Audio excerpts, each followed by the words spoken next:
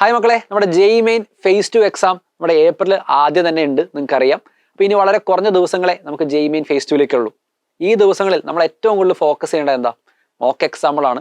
ഈ ഒരു കാര്യം പല തവണയായിട്ട് പല ടീച്ചേഴ്സ് പല രീതിയിൽ നിങ്ങളോട് കമ്മ്യൂണിക്കേറ്റ് ചെയ്തിട്ടുണ്ടാവും. എന്നാലും നിങ്ങൾ ആലോചിച്ച് നോക്കുക, നമ്മൾ എത്രയൊക്കെ കാര്യങ്ങൾ പഠിച്ചാലും അത് അൾട്ടിമേറ്റ്ലി നമ്മൾ ടെസ്റ്റ് ചെയ്ത് നോക്കുന്നത് മോക്ക് എക്സാമിൽ തന്നെയാണ്.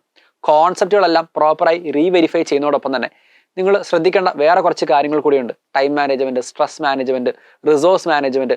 നിങ്ങൾ ഈസി ആയിട്ടുള്ള എല്ലാ ചോദ്യങ്ങളും അറ്റംപ്റ്റ് ചെയ്തിട്ടുണ്ട് എന്ന് ഉറപ്പിക്കുക. ഇങ്ങനെയുള്ള കാര്യങ്ങളെല്ലാം നിങ്ങൾ ചെയ്യുക മോക്ക് എക്സാമിൽ കൂടിയാണ്.